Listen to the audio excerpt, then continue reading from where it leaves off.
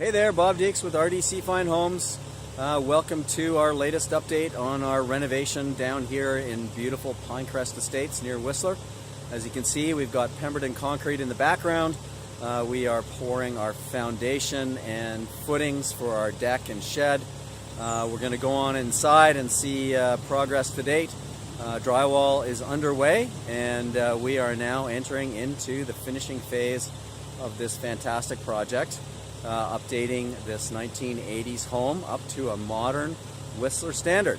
So let's go around and see how the guys are doing with their concrete pour and take a quick tour inside to see progress to date. Alright, quick shot here. The boys busy pouring concrete. The forms you see will be the foundation for a new shed for all the toys.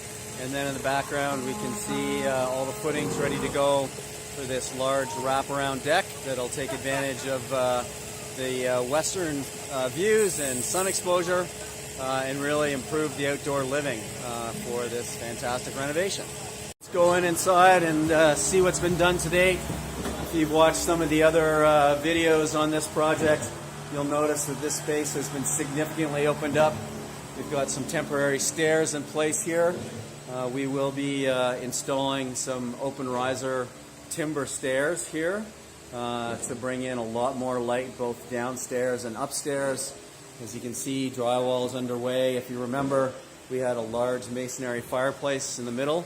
The boys worked very hard to remove that old, drafty, inefficient masonry fireplace. You can see the old pad down there, and of course down here this will just remain as one big and open room. And then as we go upstairs, you'll see the new framing for an airtight, efficient fireplace. Again, you can see how the space has been really opened up. Great layout design by Karina Designs. New fireplace ready to go for our airtight wood stove. This new design takes up significantly less space, just making the living room seem that much bigger. And of course, we've got our new Euroline doors in here to access the new decks. There are two doors here.